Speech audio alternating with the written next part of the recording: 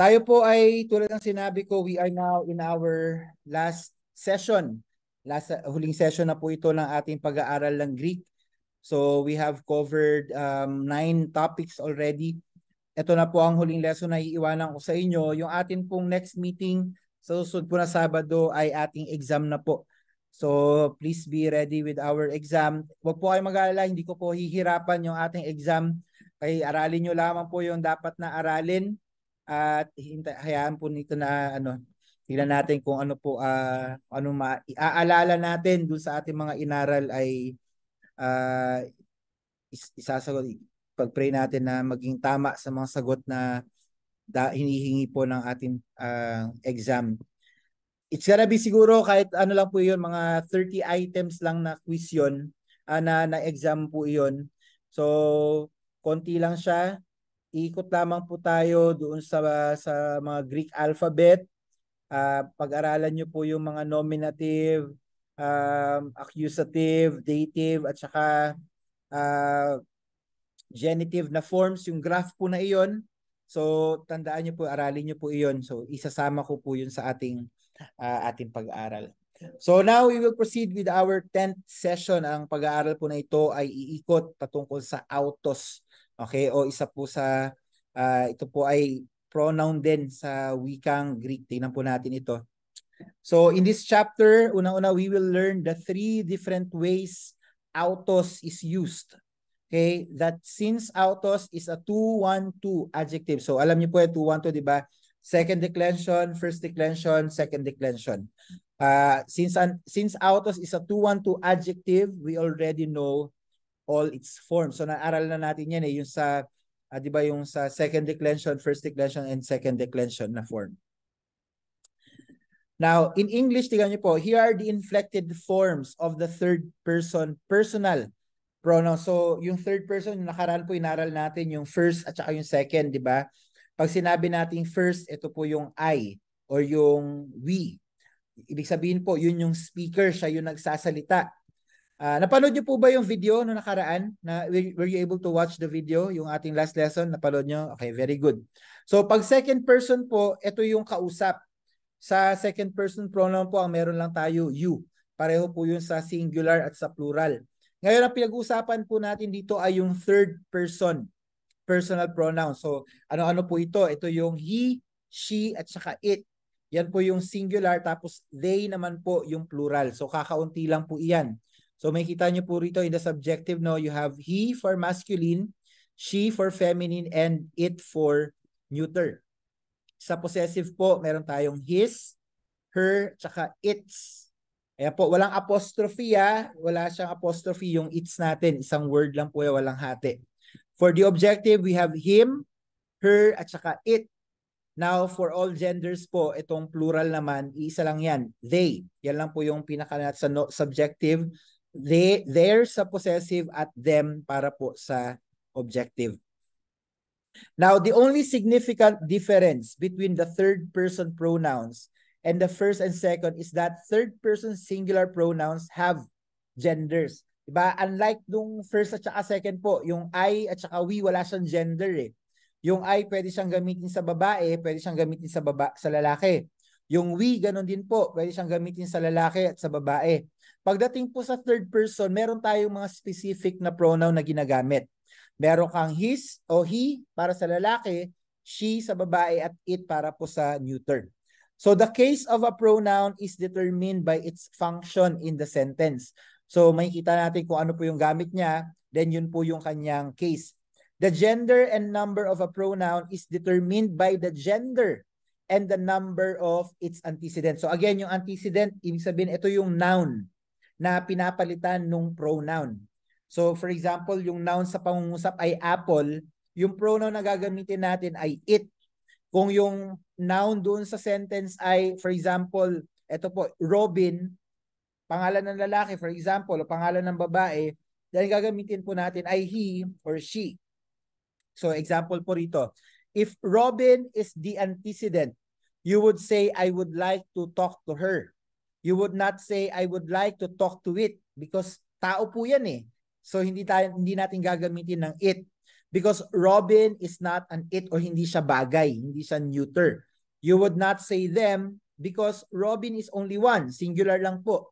And you would not say, I would like to talk to she, since the pronoun in the object is the preposition that takes the objective case. So, yan yung sinasabi natin na yung case nung pronoun na ating ginagamit ay depende sa pagkakagamit sa kanya sa pangungusap.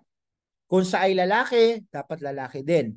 Kung babae, babae din. Kung singular, singular din. Kung plural, plural din. Kung object din, dapat object din. Alright? So now po sa Greek naman, sabi niya, we have already met autos functioning as the third person personal pronoun, meaning he, okay, and him. So yung form lang po pinagkaiba. Familiar naman kayo pagka subjective, di ba? Alam natin na sa sigma nagtatapos. Pagka accusative nagtatapos po sa new. So autos and auton. So ang he ay subjective or nominative, ang him ay accusative. So unlike ego and su, autos uses the normal case endings and has gender. Yung ego, yun po yung I. Okay, yung personal pronoun I, first person. Yung su, second person. Okay, yung sa translation po niyan ay you. Ngayon yung autos po, third person yan. Yan yung he, she, or it. Yan po ang kanyang gamit. Tingnan po natin tong graph na ito, no? So 2, 1, 2. So again, second declension, first declension, second declension. Yung unang half po natin, andito ba yung aking mouse?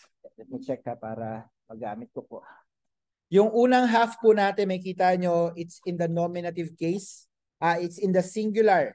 Okay? It's in the singular case. So meron kang nominative, andyan yung genitive, andyan yung dative, at yung accusative. Now, in the masculine, ayan po, babasahin ko lang ha. Pababa na lang din po. So, we have autos, autu, auto, and auton. Alright? Yan po yung sa masculine. Now, sa feminine po, we have aute. Okay? Next, autes. And then, aute. And then, autain. Ang difference lang po ng nominative dyan at saka dative.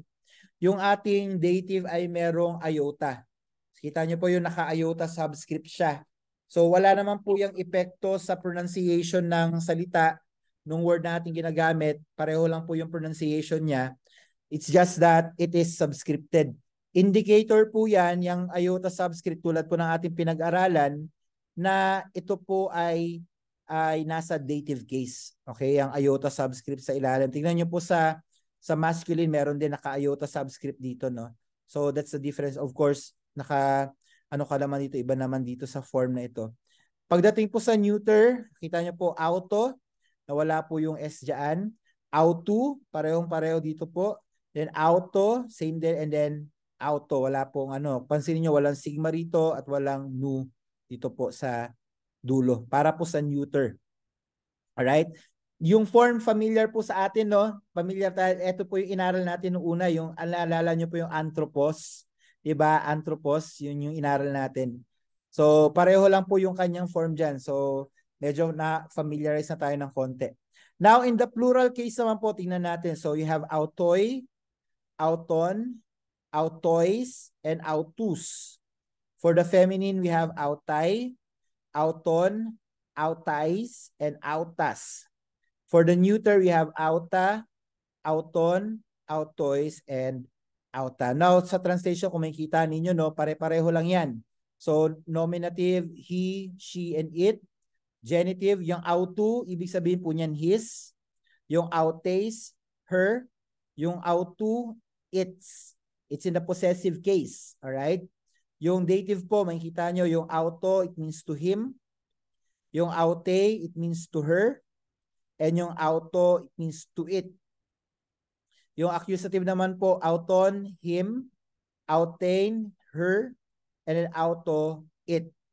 Pagdating po sa nominative plural, sa plural case po, ayan lang yan. They, their, to them, and them. So, genitive po, it's always in the possessive. Yung dative po, object of the preposition. Kaya meron po tayong laging preposition na kasama. Klaro po ba itong chart na ito? Naiintindihan po natin? Maliwanag po? questions po, kung may tanong po ba kayo dyan?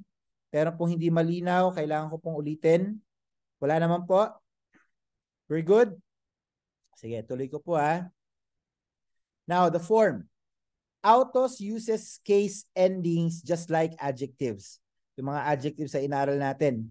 So, the feminine, okay, follows the first declension, which always has eta as the final stem vowel. And the masculine and neuter follow the second declension. In the neuter nominative and accusative singular, autos does not use a case ending.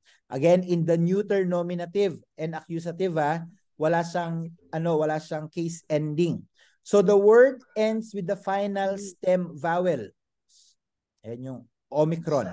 This is a normal sub-pattern for the neuter and we have already seen it in the article to. Ito yung pag-aaral natin po nito. Autos always has a smooth breathing. Ang rough breathing po natin, di ba naalala nyo yung paloob na apostrophe? Pagka meron kang rough breathing, ibig sabihin, dinadagdagan natin ng letter H sa simula. So kung makikita nyo po, yung word na autos, hindi po yan rough breathing, smooth breathing po yan, palabas. Palabas po yung kuwit. So wala pong H dyan. So ang basa po dyan ay autos at hindi po hautos. Okay? Alright, so declining. So autos is declined. Okay, autos is declined just like an adjective. So in the number, gender, lexical form, and inflected meaning. Its lexical form is autos. Okay? Autois, the dative plural masculine, neuter from autos, meaning to them. Ito po ang lexical form, yung autos. So ibig sabihin po, pag hinanap nyo yan sa Bible Hub, okay, example, sinearch nyo po yung word na autois. In-enter nyo sa Bible Hub, ang lalabas po doon ay autos. Ibig sabihin yan po yung lexical form. So hanapin nyo na lang po doon, pag nag-scroll kayo, makikita nyo po sa pinakailalim yung iba't ibang form. Lalabas doon po, lalabas yung aute, yung autois, yung auta, so on and so forth. Okay? So siguro para lang natin, no? Later na lang po siguro. Para papakita ko sana sa Bible Hub. Okay. Gender. Pagdating naman po sa gender, do not be confused by the difference between Greek and English in plural. Although in English we do not designate gender, they did in Greek. We will see below. Tingnan po natin yung ating So the three uses of autos. Tingnan po natin ito. So do not think of autos as the third person pronoun. Think of autos as a word that performs three distinct functions. So doon po natin siya tingnan muna. Tatlong iba-ibang function o pagkakagamit ng pronoun na autos. Tingnan natin. Use number 1. Personal pronoun. Autos can function as the third person personal pronoun.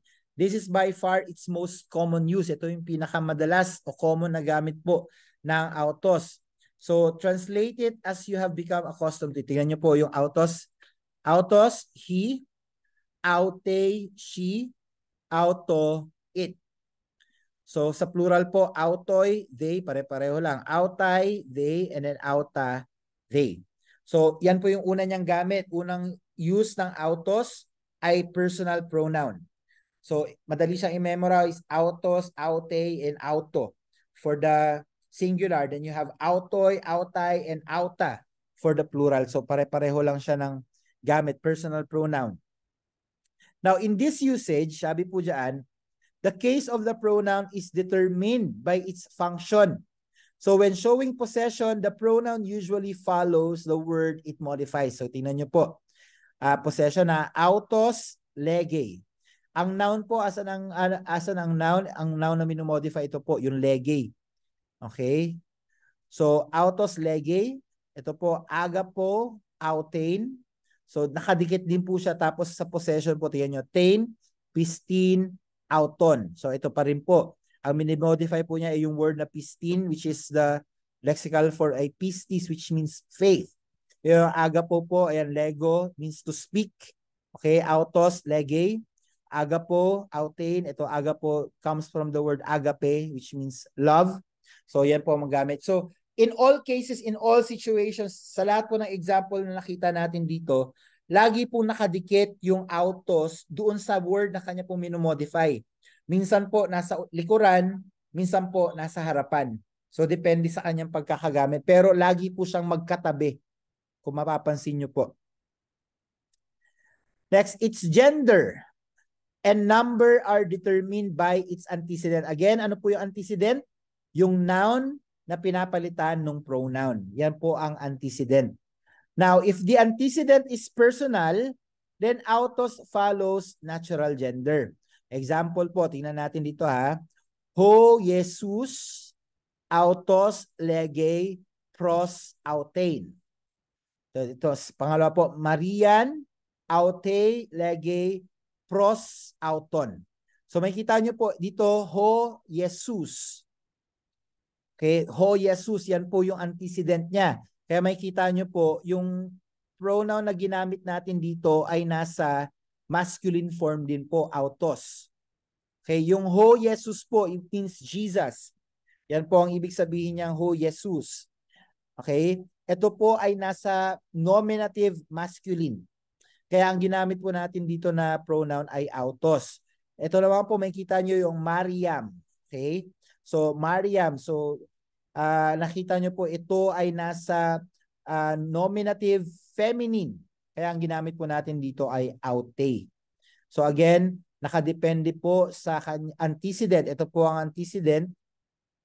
Doon po nakadepende ang gamit ng ating personal pronoun. But, sabi po rito, if the antecedent is not personal, okay? If the antecedent is not personal, autos follows grammatical gender. So, for example, if the antecedent is world, that means in Greek it's cosmos. Greek will use the masculine form of the pronoun autos. Okay? However, you would not translate autos as he, but it. Ito po ang sitwasyon.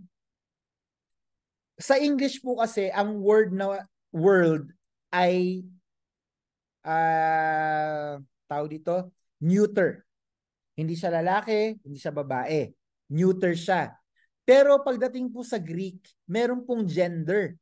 So makikita nyo po, ang word na cosmos sa salitang Griego ay under sa masculine noun. Kaya dahil po doon, sa halip na gumamit po tayo rito ng auto, tandaan nyo po 'di ba ang form ng 'di ba ang nominative autos. Ang accusative ay auto, 'di ba? Ang masculine ay autos, ang neuter ay auto. So, kung papalitan, gagamitin po natin itong cosmos na word as the antecedent. Tapos papalitan po natin siya ng pronoun. Hindi po tayo gagamit ng auto. Ano po ang gagamitin natin? Ang gagamitin natin ay autos. Bakit? Kasi nga po, ang gender po ng word na cosmos sa Greek ay masculine. Kaya kung papalitan natin siya ng pronoun, ang ipapalit po natin ay masculine din. At sa ganitong sitwasyon po, ang word po na autos ang tamang salita para pumalit o maging pronoun dito po sa word na cosmos. Pero kapag trinanslate po natin siya sa English, okay, pag trinanslate natin siya sa English, dahil nga po sa English, ang word na world ay neuter, hindi po tayo gagamit ng he. Ang gagamitin po natin ay it. Maliwanag po ba? Naintindihan po ba natin yung aking sinasabi? Gets nyo po ba? Naintindihan nyo po? Okay po? May tanong po ba kayo? Any questions? Any questions? Wala naman. Tuloy ko pa po. Kaya pa.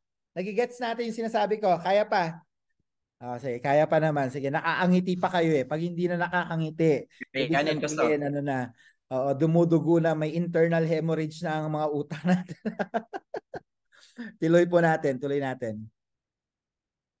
So, use number 2. So, yung una po, ang gamit ng auto ay personal pronoun. Ang pangalawang gamit po ng auto, sabi rito ay adjectival intensive.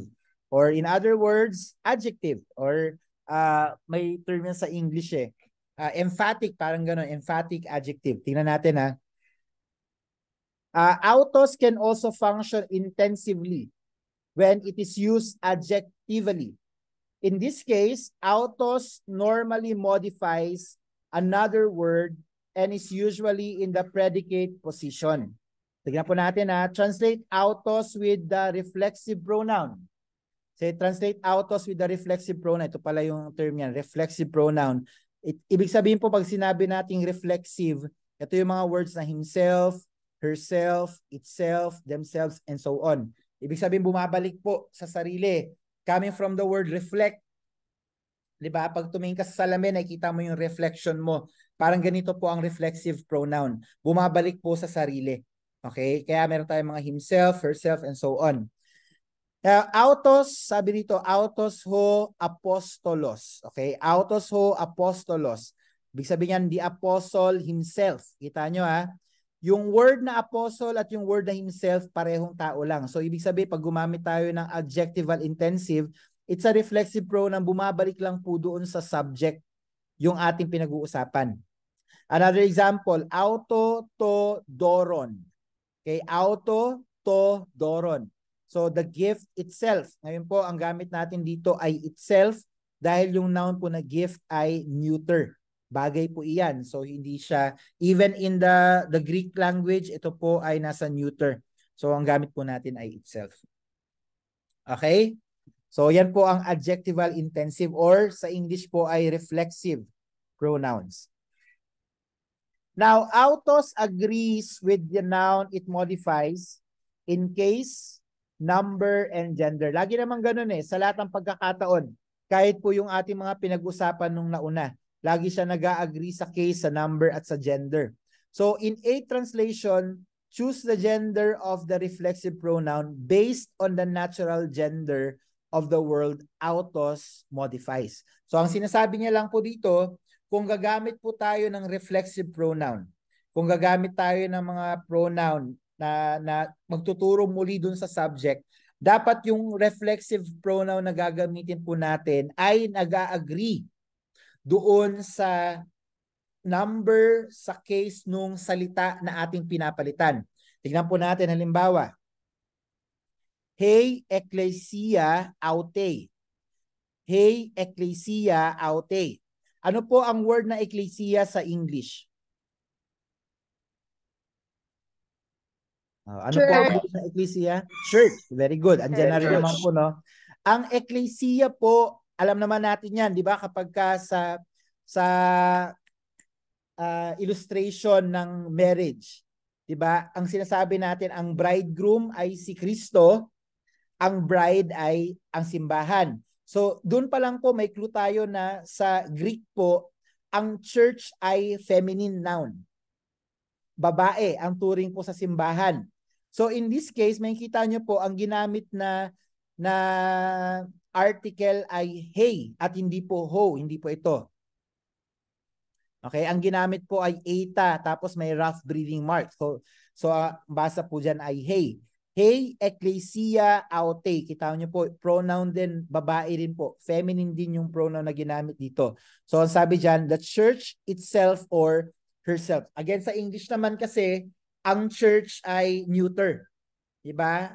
Hindi naman yan para sa atin. Mostly, ang tingin natin dyan, hindi lalaki, hindi babae. Pero sa Greek kasi, ang turing dyan ay babae. Pero yung mga translation natin ngayon, especially yung mga nasa gospel, diba? Dahil nga ang translation o ang turing sa simbahan ay bride, so we take the feminine pronoun to refer to the church. So kaya po ang ginagamit dyan ay herself. Another example, ego autos. Ego is a personal pronoun, means I. I. Okay, so pag sinabi mong ego autos, it means I, myself. So yan po ang ating ano. So again, yung nakadepende po yung ating mga reflexive pronoun doon sa case at sa number ng antecedent na kanya po minomodify. So kung babae, babae din po. Kung lalaki o kung babae, neuter ay neuter o lalaki din po. Alright? Do not confuse, however, this with the predicate position of other adjectives. When an adjective is in the predicate position, you must insert the verb to be. Ayan. So again, When an adjective is in the predicate position, ibig sabihin po nasa dulo siya. Okay? Hindi siya yung paksa ng pangungusap, siya po ay nasa dulo, siya ay nagdadagdag ng description doon sa noun. So you must insert the verb to be o yung mga be verbs na tinatawag sa English. So when autos is in the predicate position, it is modifying the noun adjectively. Tingnan po natin ha. Ho Jesus agathos. Ho Jesus agathos. Ano pong ibig sabihin ng Jesus? Jesus. Jesus. Ang agathos po ay agathos is good. So ito po ang translation niya, diba? Ho Jesus agathos, Jesus is good. So makikita nyo po, dito sa ating Greek translation, wala naman pong be verb na nakalagay. Simple lang po yan. Ho is an article, Jesus is a noun, agathos is an adjective. Wala pong verb. Pero in the English translation, tingnan nyo po nangyari. Nawala po yung ating article, Jesus na lamang po, mali pong sabihin na the Jesus. Okay, mali yun. So ito po ay isang proper noun. So Jesus po, and then tayo na po ang nag-insert ng be verb para makumpleto po yung pangungusap. Jesus is good. So yung be verb o yung verb to be na ating ginagamit ay nakadepende din sa number. Okay, kung singular ba o plural yung noun. Another example, autos ho Jesus. Autos ho Jesus. Dahil ito po, yung ho Jesus ang merong article, yan po ang una. So Jesus, and it's a reflexive pronoun, himself. So may kita nyo in this case po, hindi natin kailangan lagyan ng verb to be. Dahil wala naman pong, kumbaga, yung word dito na autos ay ginagamit hindi naman po as predicate. Ito po ay ginagamit bilang reflexive pronoun. Unlike the word agathos, yung word po na agathos dito ay ginamit na predicate. So nag-supply po tayo ng be verb. Okay? Tuloy po natin. Next slide. When functioning as an intensive, autos is usually in the nominative case and modifies the subject. Lagi po siya yan usually nasa nominative case po. Tingnan natin dito example. Autos, David, Apen, and to, numati, to, hagio. Again, autos, David, Apen, and to, numati, to, hagio. Ano po ang ibig sabihin niyan? David himself spoke by the Holy Spirit. Makikita nyo po yung word na autos, no? It's in the nominative case.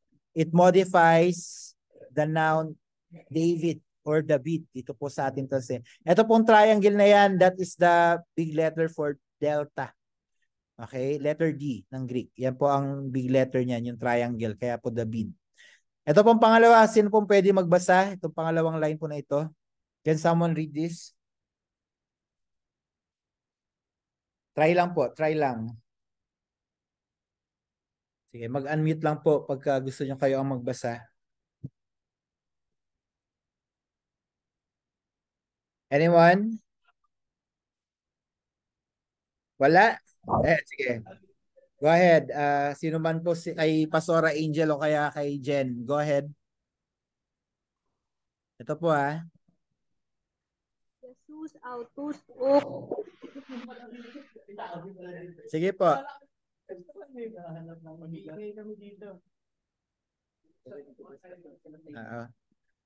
Sirit na po. Sirit. Ayan na. Sirit na. Jesus autos o. Ebartesin.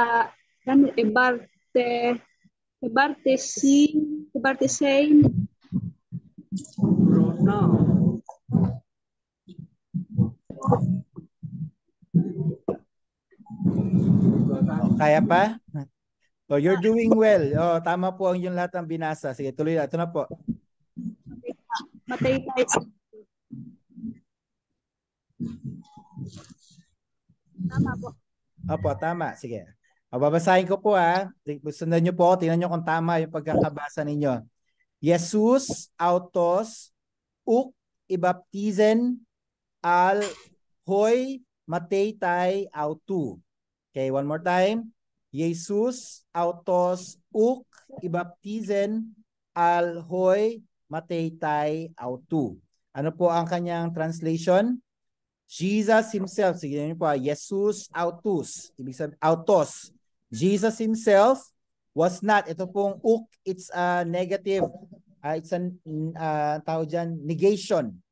Okay, so not, ibig sabihin yan, was not, yung ibaptizen po, ibig sabihin baptizing, but, okay, yan yung al, okay, but, hoi mataytay, mataytay comes from the word mataytes, ibig sabihin po disciples, yung lexical form niya po ay mataytes. So, hoi mataytay, autu. So, but his disciple, ito po, autu is in the genitive, okay, then mataytay, his disciples. So, again, kapag yung autos po ay nagfa-function in the intensive form, it is usually in the nominative case. So, kita nyo po, it's always in the nominative case. Okay? Okay po. Questions before we proceed? May tanong po kayo? By the way, hindi ko po alam kung si Pastora Jen or si Jen, Pastora Angel or si Jen ang nagbasa, pero good job po. Nabasa nyo naman po ng tama.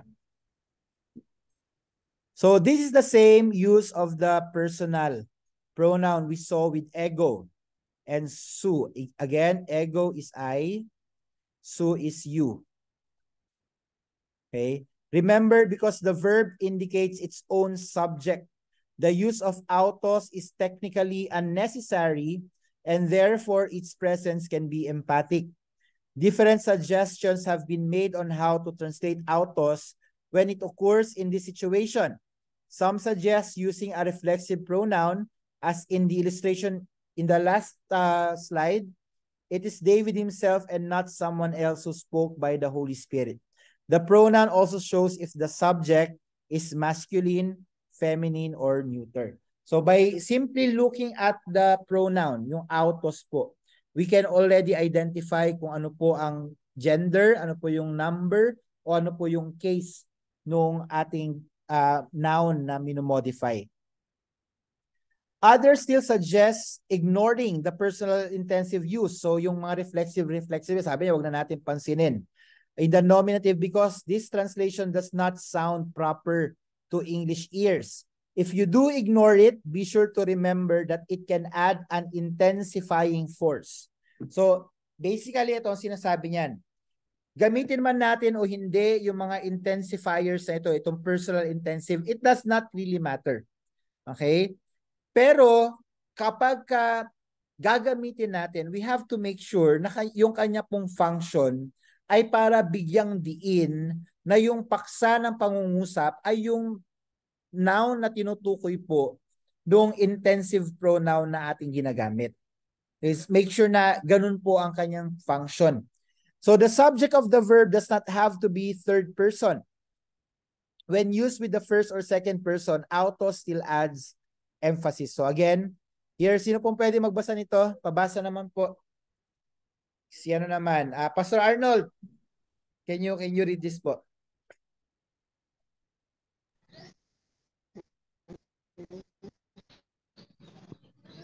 Okay, Pastor. Okay po.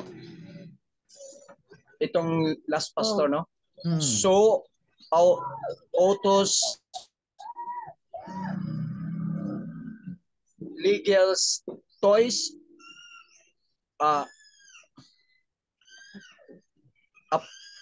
anthropos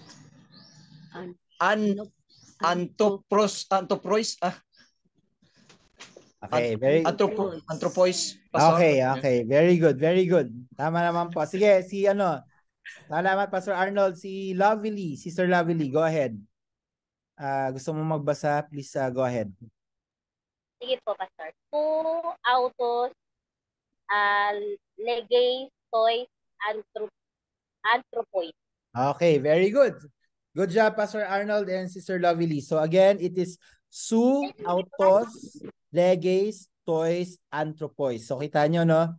Nag-agree siya. At again, ito yung autos.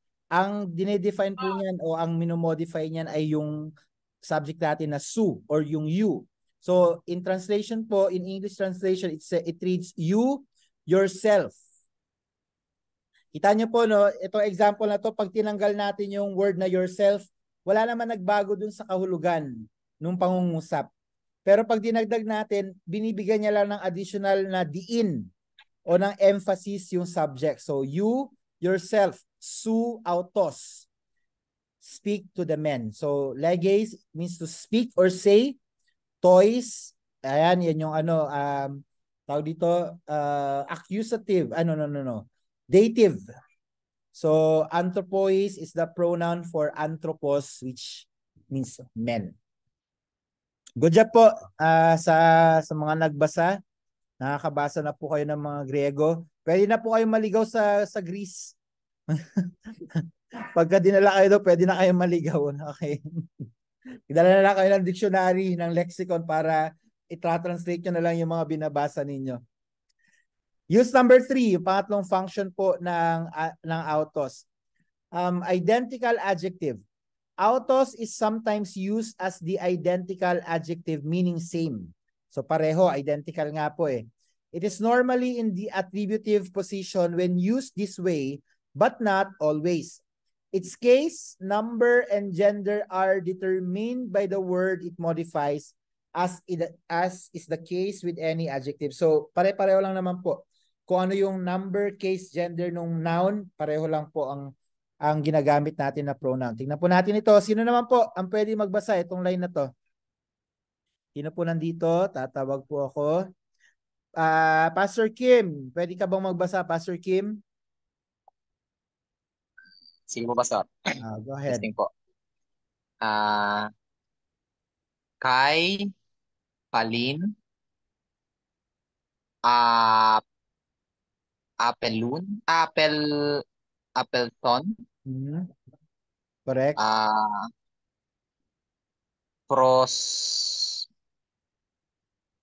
Proseusato, Auton, Logon. Okay. Very good. Thank you, Pastor Kim. Kay, Palin, Appleton, Proseusa. Ayan, ito X to eh. Ba?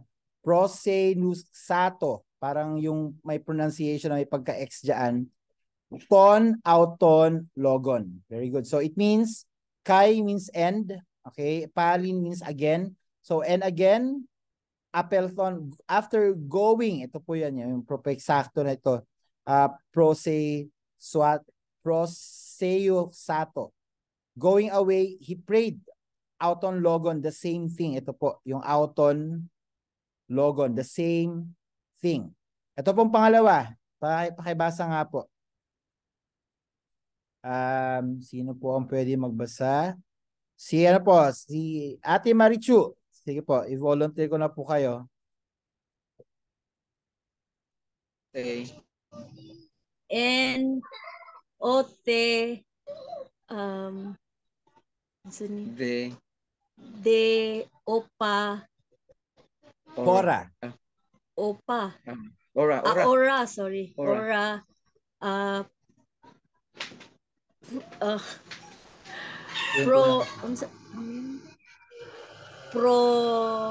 Prosel.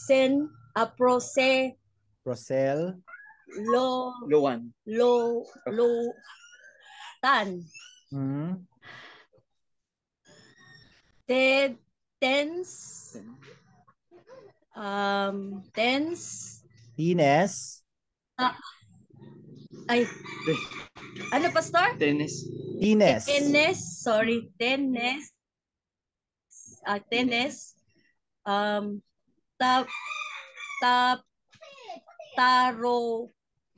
Taroyon.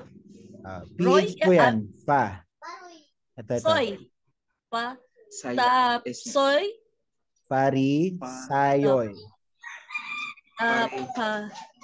Pastor, sorry. Sayo. Wala pong problema, Ate Marichu. Nabasa nyo naman po most of them. Sabi dyan, N, aute, pay, hora, proseltan, Horas. proseltan, tines, Proseltan. farisayoy. Then, Okay? Farisayo, it means Pharisee. Pharisees. Yan po ang yan, Farisayo. Okay. Sabi niya, in the same hour, yan, some Pharisees came. So, itong en-aute, te hora. So, yan po. Ibig sabihin, the same hour. In the same hour, some Pharisees came. Alright? Salamat po sa mga nagbasa. Good job. Oo, medyo challenging po itong mga words dito, pero you did well. Good job po. Okay. So, in summary, ito po. Let me just review this very quickly. Number 1, autos uses the normal case endings except for the nominative and accusative neuter singular, which drop the nu. So again, kanina 'di ba yung autos, 'di ba? Ang accusative niya naging auto, nawawala po yung nu. This is a common variation. Pangalawa, when autos functions as a pronoun, its case is determined by its function, its number, and gender by antecedent. And that's the case for all pronouns na atin pong inaral. Thirdly, when autos adds emphasis, it is usually translated with the reflexive pronoun. Okay, so pag may emphasis, reflexive po iyan. It usually will be in the predicate position in the nominative case. And finally, number 4, autos can function as the identical adjective and be translated same. So yung kanina, same hour, di ba? Yung mga example natin. In this case, it normally is in the attributive position. So basically, this is the gist of what we studied today. Yan po ang pinaka ating pinag-uusapan. Autos. Di ba? Madali lang po, no? Madali lang unawain tong autos na to kasi halos pare-pareho lang naman siya. Nagbavari lang yung gamit niya depending on its function in the sentence. So in this lesson po, I again gave you some vocabulary to memorize. Not naman memorize, pero para magamit nyo lang po, ma-familiarize kayo. So ito po ang listahan natin. So if you wanna study this, go lang po. Ion, didaskalos, enthus, euthus, sorry, that's euthus. It means immediately. Heos. Okay, ano po yan, rough breathing mark paloob, so it is read as heos. So ano to tawag dito, omega, and then you have sigma. Next is mathetes. Yan po yung kanina yung disciple. So tayo pong lahat, we are called mathetes or disciples of Christ. And then men, it means on the other hand or indeed. Next is maides or maidemia or maiden, means no one or nothing, so on. Next is monos. Okay, it means alone or only. Next, hopos. That's hopos. Again, meron kang rough breathing mark. So it is read as HO. Tapos P. And then omega. And then sigma. That's hopos. It means how or that in order that. Next is hosos. Okay, hosos.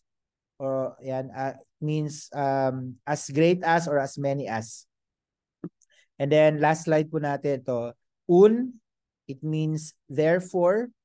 And then next is ophthalmos. Sorry. That's ophthalmos. Means eye or sight. Diba kaya meron tayong ophthalmologist. Yan. Diyan lang galing yan. Next is palin. Means again. And then pus or podos means foot. And then hooper. That's hooper. Paloob po yan yung rough breathing mark. It means in behalf of if it's in the genitive or above if it's in the accusative. I will upload this PowerPoint after po ng ating klase para mabalikan nyo po.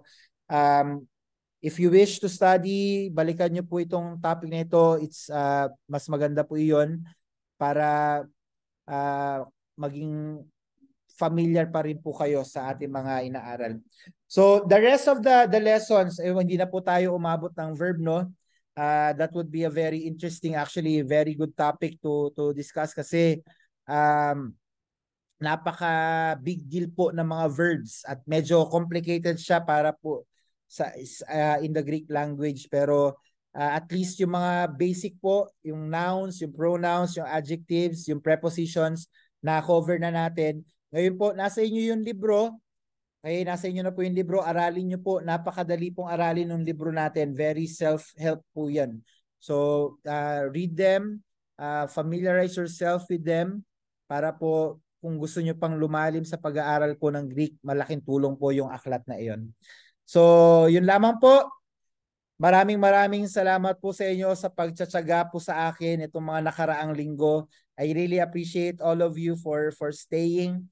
Kung tayo po ay magkakasama, I would like to siguro pag nagkita-kita tayo sa LNS, tingnan ko po kung ano ang pwede kong iabot sa inyo na magpapaalala sa inyo na ating paghihirap dito po sa Greek na class na ito. But hindi pa po tapos ang ating paghihirap, pero pa po tayong exam.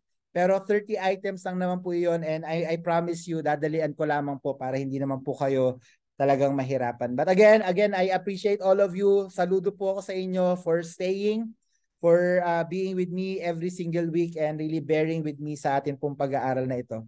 Yun lamang po. God bless you po. May tanong po ba kayo or anything before po tayo mag-close sa panalangin?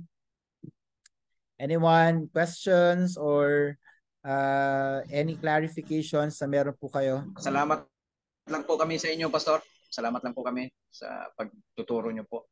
Pagtiyaga. Wala pong anuman. It's my Maraming pleasure po na makapagturo po sa inyo.